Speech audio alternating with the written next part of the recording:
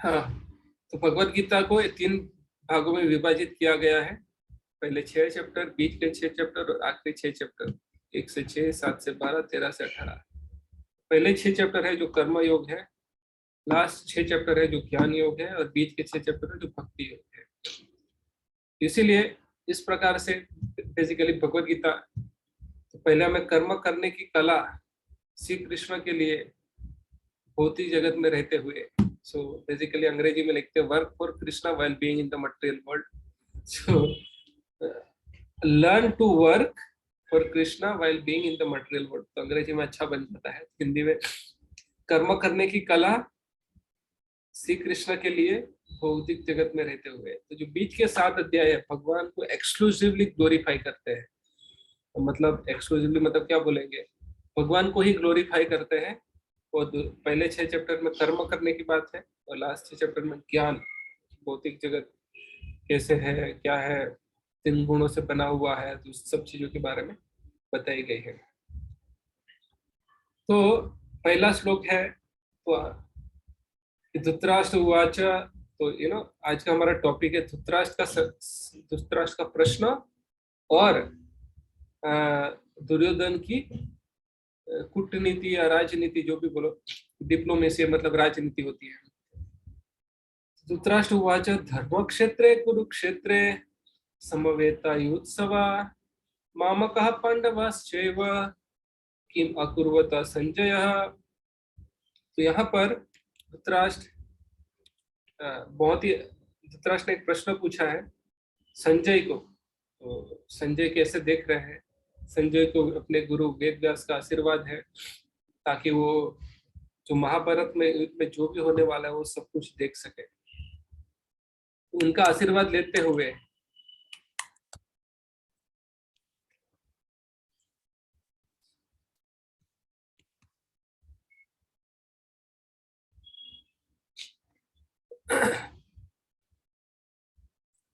तो बहुत ही अच्छे से बताया यहाँ पे। धृतराष्ट्र ने कहा, ये संजय, धर्म भूमि कुरुक्षेत्र में युद्ध की इच्छा से एकत्र हुए मेरे तथा पांडु के पुत्रों ने क्या किया। तो मैं श्लोक की शुरुआत करूं उससे पहले मैं आपको एक चीज बताना चाहता हूँ।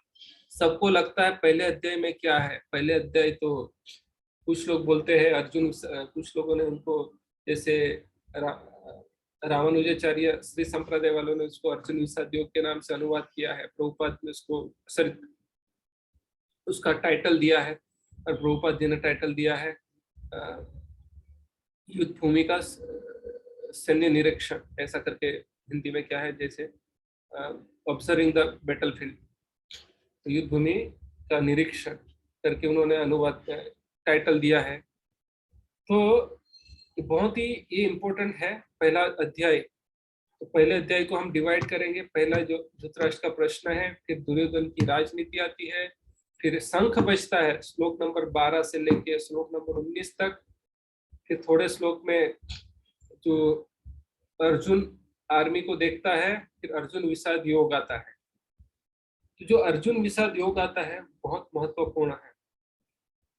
वहां पे जो पूरी जो भगवत गीता जो बोली गई है, अगर उसका फ्लो समझना है, उसका प्रवाह, मतलब क्या बोलेंगे, फ्लो मतलब प्रवाह, जो भी प्रवाह समझना है, कैसे आगे बढ़ रही है, श्लोक पर श्लोक कैसे आगे बढ़ रही है, तो ये पहला अध्याय जानना बहुत ही जरूरी है। अगर पहले अध्याय मिस कर दिया तो आप पूरी भगवत गीता मिस कर जाओगे। ठीक है। एनीवे, लास्ट में सर्वधर्मान परित्यज्य माम एकम शरणम व्रज अहम त्वं सर्व पापेभ्यो मोक्षयिष्यामि मां शुचि, ये याद रह गया कोई दिक्कत नहीं है। मन मना भव मत भक्तो मध्याजी माम नमस्करो, ये भी याद रहेगा तो अच्छा है। बस ये 2 चीजें याद रखनी है लास्ट में। तो यहाँ पर बताया गया है तो जो अर्जुन विषाद योग, जो मतलब 30 श्लोक के बाद जो आता है, 29वें से लेके दूसरे अध्याय के 7वें श्लोक 8वें श्लोक तक जो आता है, अगर उसको हम सही से समझ जाएंगे कि अर्जुन बहुत सारे तर्क देता है युद्ध क्यों नहीं करना चाहिए। ठीक है, युद्ध करने से क्या लाभ और नुकसान है। तो जो दूसरा अध्याय है और तीसरे अध्याय के कुछ श्लोक में भगवान उसके जो ये तर्क है युद्ध कर नहीं करने के, उसका वितर प्रति प्रतर क्या बोलते हैं, उसका प्रत्युत्तर देते हैं कि क्यों युद्ध करना चाहिए। आप बहुत बड़े बड़े ज्ञानी की तरह बात कर रहे हैं, लेकिन आपको सही ज्ञान क्या है पता नहीं। तो उस प्रकार से भगवान अर्जुन को उत्तर देने की शुरुआत करते हैं। तो पहला अध्याय कृपया करके बहुत ध्यान से समझिएगा, अलग अलग जो आर्ग्यूमेंट दिया है। तो जो पहले कुछ तो हम प्रभुपाद का कुछ तात्पर्य भी लेंगे, ठीक है। तो वो बहुत ही महत्वपूर्ण है ये समझने के लिए। तो ये सिर्फ हम जैसे, ये कौन समझ सकता है, जो तात्पर्य लिखा है परंपरा में ही समझ सकते हैं। तो ये प्रश्न अर्जुन ने क्यों पूछा, सॉरी धृतराष्ट्र ने क्यों पूछा? वो इच्छुक था, संशय भी था उसको। संशय किसका था? उसने कुरुक्षेत्र बोल दिया। कुरुक्षेत्र एक धर्म भूमि है, ठीक है। वहां परशुराम जी ने तपस्या की थी श्री कृष्ण भगवान आने से पहले ही। तो एक धर्म स्थल है, और पांडव धार्मिक थे। तो जो जैसे क्रिकेट मैच चलती है, तो क्या होता है, जो देश में क्रिकेट मैच खेला गए, जैसे चलिए इंडिया पाकिस्तान का मैच, वो तो आसपास वाले ही है। चलो इंडिया और साउथ अफ्रीका की मैच चल रही है, तो अब इंडिया अफ्रीका में जाएगी तो सबसे ज्यादा फायदा अफ्रीका को होगा, और अफ्रीका इंडिया में आएगी तो सबसे ज्यादा फायदा इंडिया को होगा।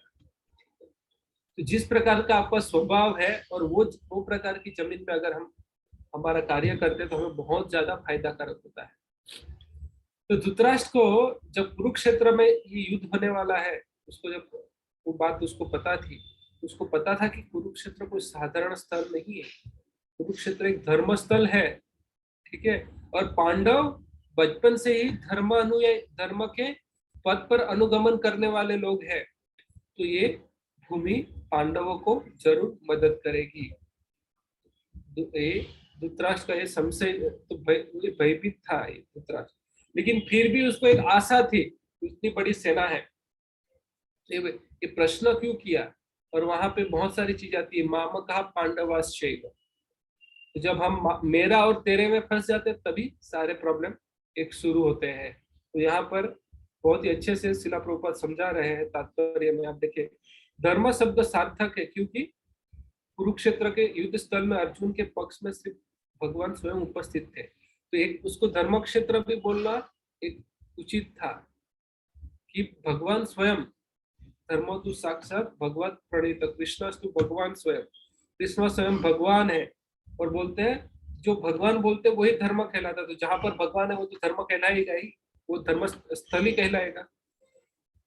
तो युद्ध स्थल में अर्जुन के पक्ष में श्री भगवान स्वयं उपस्थित थे।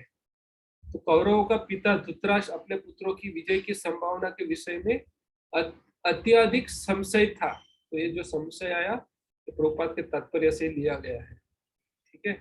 और उसको इच्छा भी थी कि क्या किया उन्होंने वो जानने की। अतः इसी संदेह के कारण उसने अपने सचिव से पूछा, सचिव मतलब सेक्रेटरी, उन्होंने क्या किया। तो उसको इच्छा थी क्या किया। वह आश्वस्त था कि उसके पुत्र तथा उसके छोटे भाई पांडु के पुत्र कुरुक्षेत्र के युद्ध में निर्णायक संग्राम के लिए एकत्र हुए हैं। फिर भी उसकी जिज्ञासा सार्थक है, वह उनकी जिज्ञासा भी थी, इच्छुक थे, ठीक है, सार्थक है। वह नहीं चाहता था कि भाइयों में कोई समझौता हो। तो वही आप, ये तो भगवत गीता का एपिसोड आ गया, लेकिन आप जब कृष्णा बुक में पढ़ेंगे, कृष्णा बुक में आप कौन सा चैप्टर पढ़ेंगे, जब कृष्ण भगवान अक्रूर को शांत कहाँ पर भेजते हैं, हस्तिनापुर भेजते हैं, कि पांडवों की परिस्थिति क्या है वो देखने के लिए।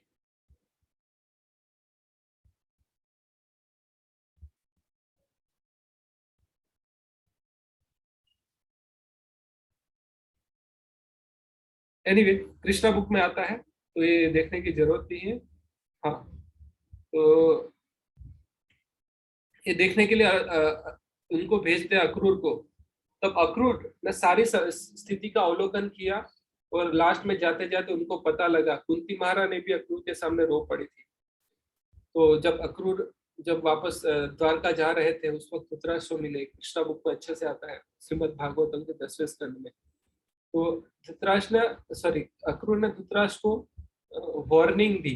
उसको क्या बोलते हैं वार्निंग, मतलब आप समझ जाइए, वार्निंग दिया कि भाई अपनी ऐसी जो गलत नीति से राज्य चला रहे हैं उसको बंद करो, नहीं तो आपको पूरे परिवार का नाश देखना पड़ेगा। तो उसी वक्त धृतराष्ट्र ने क्या कहा अक्रूर को, कि ये बोले कि मुझे पता है मैं गलत कर रहा हूँ, उसको पता भी था, लेकिन मैं चाहता हूँ कि अगर भगवान कृष्ण चाहते हैं कि यही हो तो वो स्वयं आके उसको चेंज कर दे।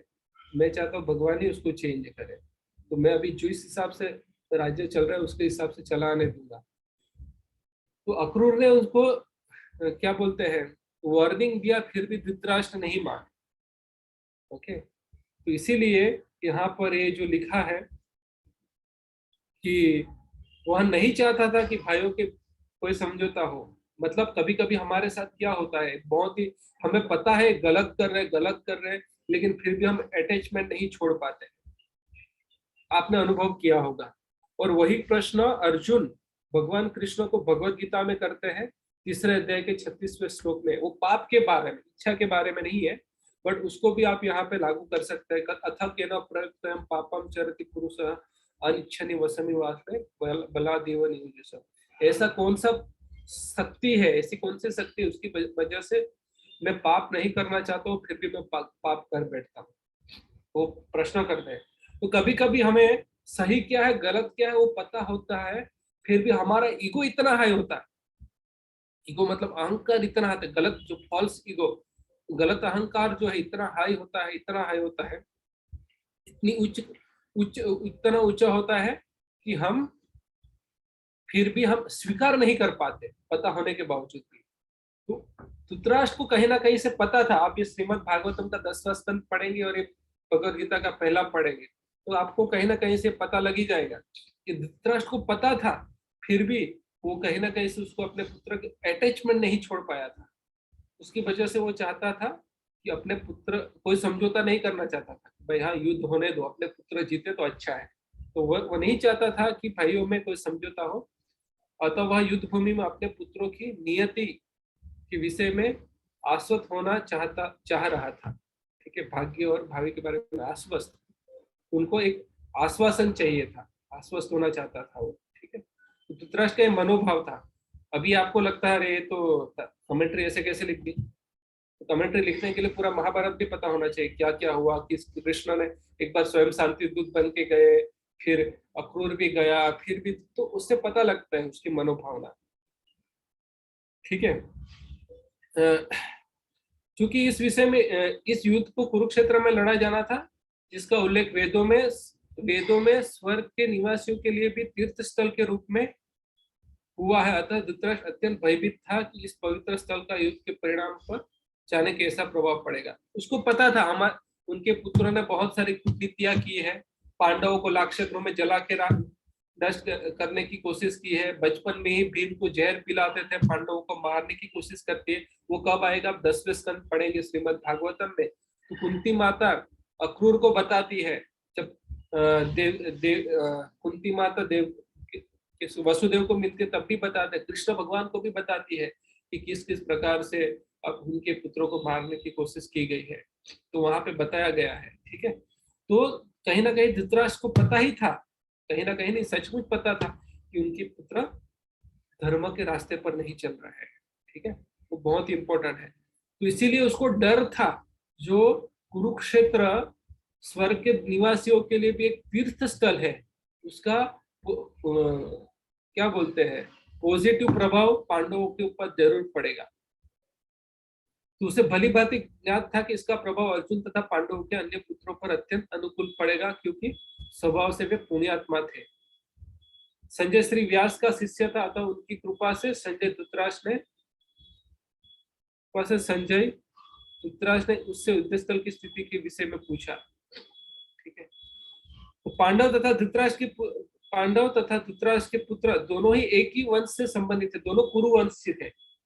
किंतु यहाँ पर धृतराष्ट्र के वाक्य से उसके मनोभाव प्रकट हो जाता है। उसने पांडु को पुत्र और अपने पुत्रों को अलग कर दिया, लेकिन धृतराष्ट्र अभी भी राजा था। दूसरे श्लोक में संजय दुर्योधन को राजा के से संबोधित करेगा, लेकिन अभी भी राजा तो धृतराष्ट्र ही था। तो धृतराष्ट्र के लिए पांडव हो या कौरव हो, दुर्योधन हो, दोनों कुरुवंशी थे, उनको अलग नहीं करना चाहिए था। ठीक है, तो उससे मनोभाव प्रकट हो जाता था। उसने जानबूझकर पूछा। तो यहाँ पे राजा की भांति युद्ध नहीं हो रहा, मेरे और उनके पुत्र व्यक्तिगत तौर पे आ गए। तो उसने जानबूझकर अपने पुत्रों पर धृतराष्ट्र के वाक्य से उसके मनोभाव प्रकट होते हैं। उसने जानबूझकर अपने पुत्रों को कुरु कहा और पांडु के पुत्रों को वंश के उत्तराधिकारी से अलग कर दिया। तो इस तरह पांडु के पुत्र अर्थात अपने भतीजों के साथ धृतराष्ट्र की विशिष्ट मनस्थिति समझी जा सकती है। तो हम महाभारत पढ़ेंगे, ये पढ़ेंगे, तो ये सब चीज पढ़ के शिला प्रभुपाद ने तात्पर्य में लिखा है, जिस प्रकार धान के खेत में, इसीलिए जिस प्रकार धान के खेत से अवांछित पौधों को उखाड़ दिया जाता है, उसी प्रकार इस कथा के आरंभ में ही ऐसी आशा की जाती है कि जहाँ धर्म के पिता कृष्ण उपस्थित है, वहाँ कुरुक्षेत्र रूपी खेत में दुर्योधन आदि धृतराष्ट्र के पुत्र रूपी अवांछित पौधों का समूल नष्ट करके युधिष्ठिर आदि नितांत धार्मिक पुरुषों की स्थापना की जाएगी। तो बेसिकली यहाँ पर यह आशा कर जाते हैं कृष्ण भगवान है और वो एक कुशल किसान है जो जो और कुरुक्षेत्र एक खेत है, वहां पे अवांछित जो पौधे हैं दुर्योधन के रूप में और उनकी कंपनी, तो उनको नष्ट किया जाएगा। तो यह धर्म क्षेत्र तथा कुरुक्षेत्र शब्दों की उनकी ऐतिहासिक तथा वैदिक महत्ता के अतिरिक्त यही सार्थकता है। इसीलिए यहाँ पे धर्म क्षेत्र कुरुक्षेत्र, तो इसीलिए संजय केयरफुली बोलता है धर्म क्षेत्र कुरुक्षेत्र, उसने धर्म क्षेत्र भी बोल दिया, तो उसका मतलब है उसको संशय भी था। ठीक है, तो ये बेसिकली धृतराष्ट्र को पूछने के 4 कारण बताते हैं, परंपरा के हिसाब से तात्पर्य में आती है। वो इच्छुक था, क्या हुआ जानना चाहता है, उसको संशय था, वो भयभीत था और आशावान भी था, तो हमने तात्पर्य से देखा। तो अभी अगले श्लोक में तो दूसरी शिक्षा है, मतलब पहली शिक्षा तो हमने देख ली थी, भगवान कृष्ण को थियोरेटिकली एक्सेप्ट करना चाहिए। तो दूसरी शिक्षा है ईश्वर की उपस्थिति व्यक्ति की राजनीतिक कूटनीति और भौतिक विशेषता से लाख गुना श्रेष्ठ है। तो अभी वो बाद में देखते हैं, ये शिक्षा है। तभी धृतराष्ट्र क्या करता है, तो दुर्योधन, तो अभी ये जो सेक्शन है, तो हमने अभी धुर्योधन ने, सॉरी धृतराष्ट्र ने, मेरा हिंदी थोड़ा ऐसा है तो थोड़ा मुझे तकलीफ होगी, माफ कीजिएगा, लेकिन मैं जितना हो सके अच्छा बोलने की कोशिश करूंगा। तो अभी पहला श्लोक जो बोला धृतराष्ट्र ने बोला, अभी जो दूसरा श्लोक है संजय बोलते हैं। ठीक है, तो संजय बोलते हैं, बहुत ही अच्छे से बता रहे हैं वहां पर श्लोक में। संजय उवाच दृष्ट्वा तु पांडवानीकं युद्धं दुर्योधनस्तदा आचार्यम् उपसंगम्य राजा वचनम ब्रवीत। तो कभी कभी आपको पता होगा, जैसे दो मित्र बात करते हैं, तो मित्र लोग ऐसे बात करते हैं,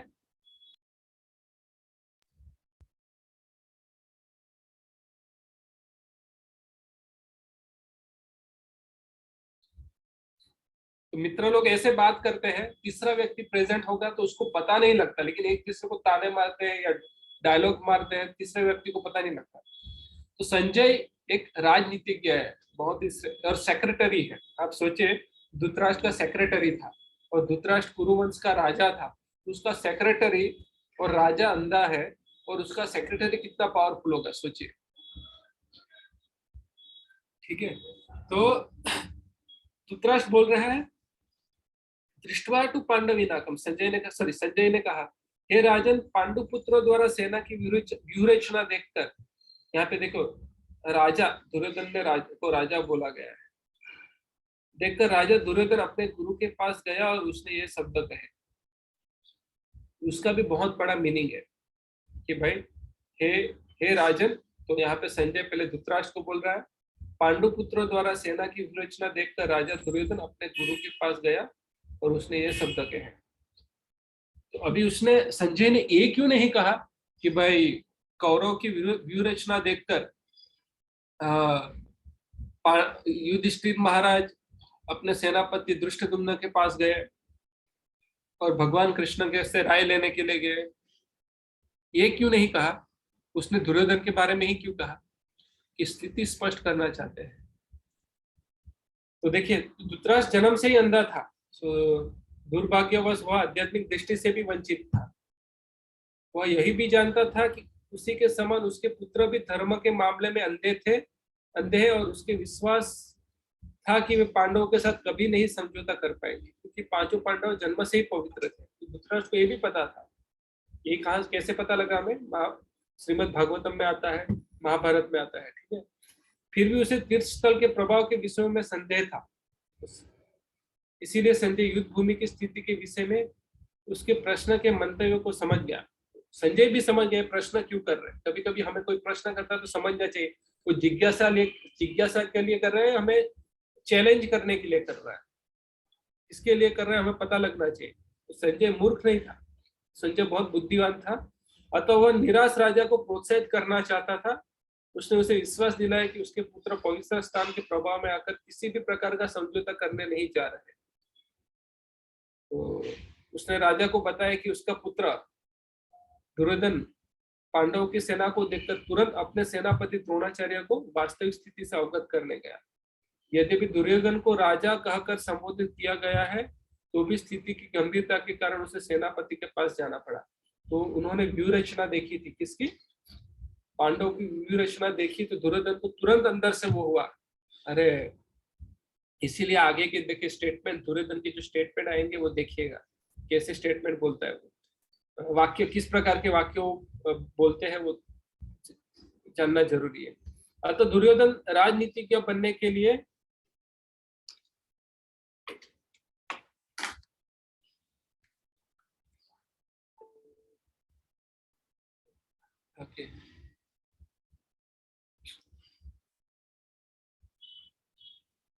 यद्यपि दुर्योधन को राजा कहकर संबोधित किया गया है, तो भी स्थिति की गंभीरता के कारण उसे सेनापति के पास जाना पड़ा। अतः दुर्योधन राजनीति के बनने के लिए सर्वथा उपयुक्त था, किंतु जब उसने पांडव की विरचना देखी, उसका यह कूटनीतिक व्यवहार उसके भय को छिपा नहीं पाया, उसका भय भी था। तो इसी प्रकार यहाँ पर बोल रहे हैं, पांडवों की सेना को देखने के बाद दुर्योधन द्रोणाचार्य के पास गए और कहा, क्या कहा? पश्यतां पांडुपुत्राणाम आचार्य महतिम चमम युद्धम द्रुपद पुत्रेण तव शिष्येण धीमता। तो अभी देखो गुरु द्रोणाचार्य को ताने मार रहे हैं। क्या ताने मार रहे हैं? कि हे आचार्य, बोलते हैं, पांडुपुत्रों की विशाल सेना को देखे।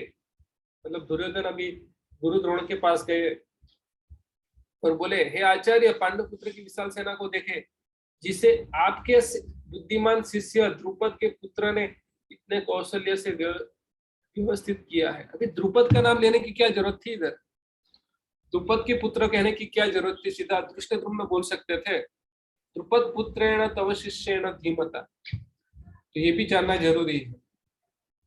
यहाँ पे आपको पता होगा कि द्रोणाचार्य और द्रुपद का दुश्मनी मतलब कोई अनबन हुई थी, उसके बाद वो दुश्मनी में परिवर्तित हो गए। मतलब फिर भी इतना बड़ा युद्ध नहीं हुआ, वो अलग बात है। तो उसके बाद उसकी कथा पता होगी। एनीवे वो बोलने की जरूरत नहीं है अभी, अगर कोई बाद में आप पूछोगे तो बता दूंगा। तो द्रुपद वो अनबन की वजह से द्रोणाचार्य की द्रुपद का अपमान हो गया था, और द्रुपद ने भी द्रोणाचार्य का अपमान हुआ था। तो ये सब चीजें हुई थी। तो क्या हुआ, जब द्रोणाचार्य से हारने के बाद द्रुपद ने क्या किया था? एक पुत्र कामेष्टि यज्ञ किया था। तो वहां से सबसे पहले द्रौपदी बाहर आई थी, उसके बाद धृष्टद्युम्न बाहर आया था। तो पुत्र कामेष्टि यज्ञ क्यों किया गया था? उनको ऐसा पुत्र चाहिए था जो द्रोणाचार्य को मार सके। और वो पुत्र प्राप्त होने के बाद द्रुपद, देखिए द्रुपद द्रोणाचार्य के पास ही उसकी शिक्षा के लिए रखने आया। द्रुपद ने धृष्टद्युम्न को सत्य की विद्या सीखने के लिए द्रोणाचार्य के पास ही रखा। और द्रोणाचार्य को पता है कि ये पुत्र मुझे मारने के लिए पैदा किया गया है, फिर भी द्रोणाचार्य ने उसको अपना की पूरी शिक्षा दी। तो यहाँ पे दुर्योधन अपने गुरु को ताने मार रहा है एक तरह से, देखेंगे तो। देखिए, आपने तो सिखा दिया, आपको पता होने के बाद भी उसको शिक्षा दी, अभी वही आपके सामने खड़ा है। तो ये डायलॉग है, मतलब डायलॉग के अंदर की जो एक क्या बोलते हैं एनकोडिंग डिकोडिंग है, वो समझना बहुत जरूरी होता है। तो ये तो हम आचार्य के माध्यम से समझ सकते हैं। तो इसकी वजह से वो बोल रहे हैं यहाँ पे, द्रुपद पुत्रेण तव शिष्येण विड्डम द्रुपद पुत्रेण तव शिष्येण धीमता। आपके बुद्धिमान, अत्यंत बुद्धिमान शिष्य जो द्रुपद का पुत्र है उन्होंने उनकी व्यूह रचना की है। होप ये क्लियर हो गया। उसकी वजह से इसीलिए उसको धृतराष्ट्र का क्या बोलते हैं, सॉरी दुर्योधन की कूटनीति का प्रकटीकरण। तो कूटनीति पूर्वक गुरु को इस प्रकार से संबोधित कर रहा है, इसलिए उसको ये सेक्शन है लास्ट में भी आएगा, ये सेक्शन है उसको दुर्योधन के भय और कूटनीति का प्रकटीकरण, ये सब चीजों के बारे में बताया गया है। तो अगले श्लोक में बताया गया है, चौथे श्लोक में, अत्र सुर महेश्वास भीम अर्जुन समायुधि युधान विराट रश्य द्रुपदश्च महारथ। पांडवों की सेना देखकर दुर्योधन भयभीत हुआ था। तो अत्र सुर महेश्वास भीम अर्जुन समायुधि युधान विराटश्च द्रुपदश्च महारथ। यहाँ पे क्या बोल रहे हैं वो कि देखिए, इस सेना में भीम तथा अर्जुन के समान युद्ध करने वाले अनेक वीर धनुधर है, यथा महारथी युद्धान विराट तथा द्रुपद है। तो प्रभुपाद बहुत ही अच्छा लिखते हैं, यद्यपि युद्ध कला में द्रोणाचार्य की महान शक्ति के समक्ष धृष्टद्युम्न महत्वपूर्ण बाधक नहीं था, किंतु ऐसे अनेक योद्धा थे जिनसे भय था। दुर्योधन ने इन्हें विजय पथ में अत्यंत बाधक बताया, क्योंकि इनमें से प्रत्येक योद्धा भीम तथा अर्जुन के समान दुर्जय थे। उसे भीम तथा अर्जुन के बल का ज्ञान था, इसीलिए वह अन्यों की तुलना इन दोनों से करता है। जिसकी हमें पता होगा क्वालिफिकेशन उसके साथ ही हम तुलना करेंगे। तो आगे जाके वो बताता है, दुष्ट केतुश्च कीतान काशीराजश्च वीर्यवान पुरजित कुंती भोजश्च शिव्यश्च नरपुंगवः। उनके साथ एक दुष्ट केतु, तो कौन कौन से सेना में कौन कौन है, उसके साथ पांडवों की सेना में कौन कौन है उसके बारे में बता रहे हैं। इनके साथ दुष्ट केतु, चेकितान, काशीराज, पुरोजित, कुंती भोज, सेव्य जैसे महान शक्तिशाली योद्धा भी है। फिर अगले श्लोक में बताते हैं, युद्ध मन्युष्य विक्रांत युद्धमोजस्य वीर्यवान सुभद्र द्रुपदेयश्च सर्व एवं महारथा। बोलते पराक्रमी युद्धमन्यु अत्यंत। अभी ये लोग कौन है, अभी ये प्रश्न मत करिए, क्योंकि हमें कम समय में समाप्त भी करना है, लेकिन ये प्रेजेंटेशन में जरूर है, तो प्रेजेंटेशन में दे दूंगा, आप थोड़ा पढ़ लीजिएगा उसमें से।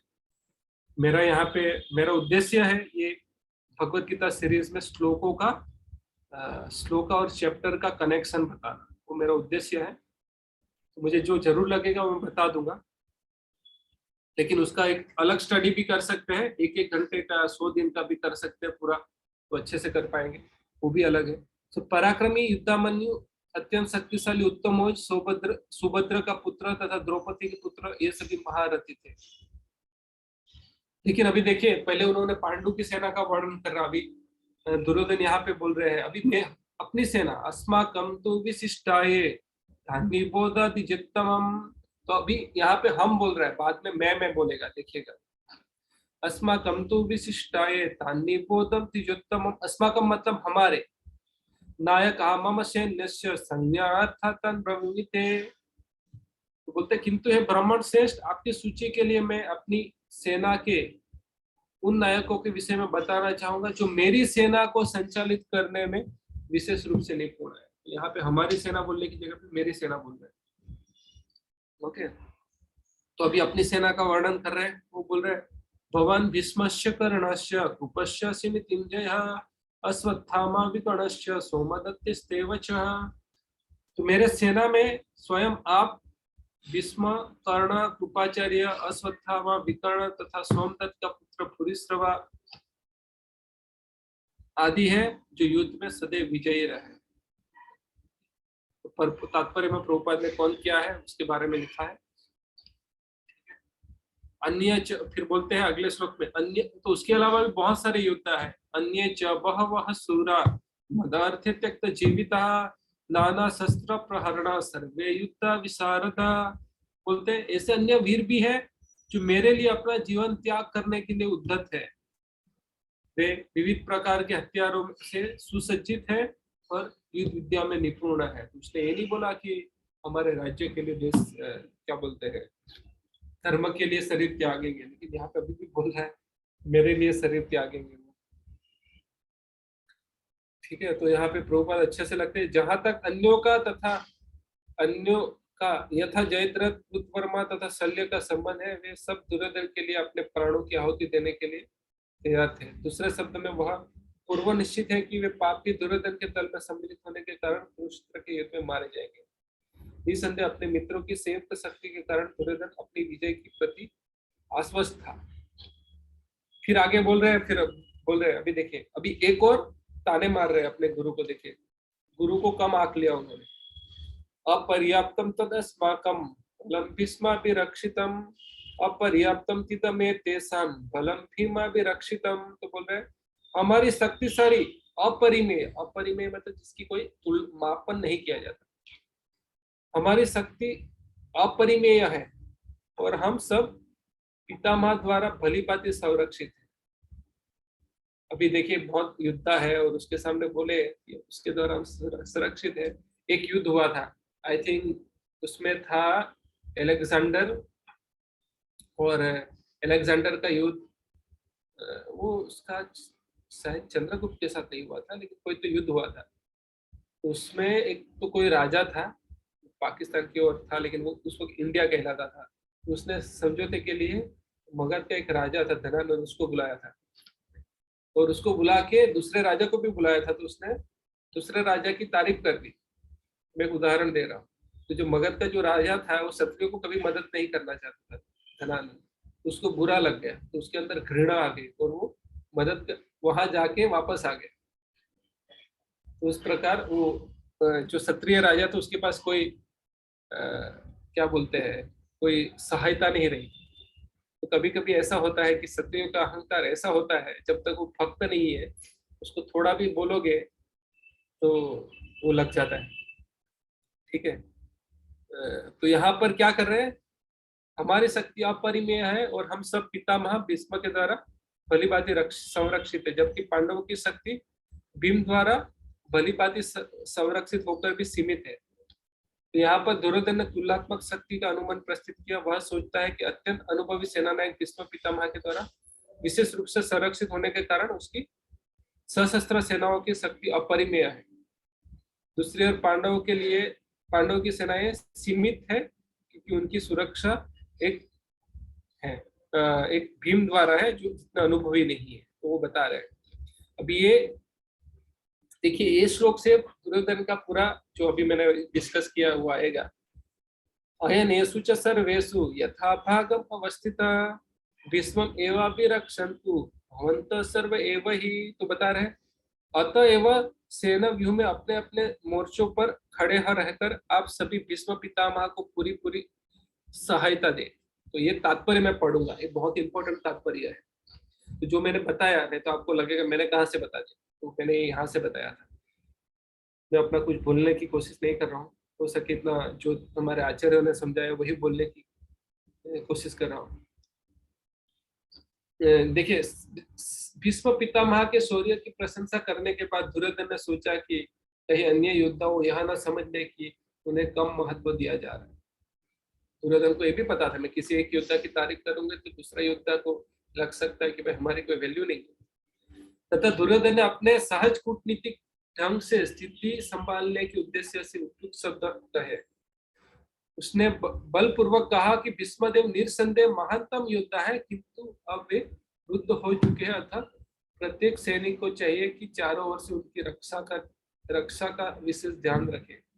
अभी वो पूरी बहुत सारे योद्धाओं को बोल रहे हैं। हो सकता है कि वे किसी एक दिशा में युद्ध करने में लग जाए और शत्रु इसी व्यवस्था का लाभ उठा ले। अतः यह आवश्यक है कि अन्य योद्धा मोर्चों पर अपनी अपनी स्थिति पर अडिग रहे और शत्रु को युद्ध तोड़ने न दे। दुर्योधन को पूर्ण विश्वास था कि कुरुओं की विजय भीष्मदेव की उपस्थिति पर निर्भर है। उसे युद्ध में भीष्मदेव तथा द्रोणाचार्य के पूर्ण सहयोग की आशा थी, क्योंकि वह अच्छी तरह जानता था कि इन दोनों ने उस समय एक शब्द भी नहीं कहा था जब अर्जुन की पत्नी द्रौपदी के असहाय अवस्था में भरी सभा में नग्न किया जा रहा था और जब उसने उससे न्याय की भीख मांगी थी। वह जानते हुए भी कि इन दोनों सेनापतियों के मन में पांडवों के लिए स्नेह था। दुर्योधन को आशा थी कि वे इस स्नेह को उसी तरह त्याग देंगे जिस तरह उन्होंने ध्रुव क्रीड़ा के अवसर पर किया था। तो यहाँ से पूरी दुर्योधन की एक कूटनीति है, राजनीति है, समझ में आती है कि किस प्रकार गुरु को भी सुना रहे हैं और भीष्म पितामह की भी प्रशंसा कर रहे, सबके साथ में प्रशंसा करने की जगह पे। तो यहाँ से पता लगता है इसी प्रकार सारी चीजों को ध्यान रखकर हमने, इसीलिए मतलब हमें आचार्य की जो टीका है पढ़ना जरूरी है कि प्रभुपाद ने जो लिखा है पूरा ये महाभारत, और उसको ध्यान में रखकर भागवतम में जो हुआ उसको ध्यान में रखकर ये चीजें बताई है। आज हमने ये चर्चा की कि धृतराष्ट्र का प्रश्न से शुरू किया, उसके बाद हमने श्लोक वाइज 11वें श्लोक तक लिया, जैसे उसमें दुर्योधन की राजनीति और दुर्योधन का भय बाहर आ जाता है। तो उसी के साथ हम यहाँ पर समाप्त करेंगे। बहुत बहुत धन्यवाद। हरे कृष्णा।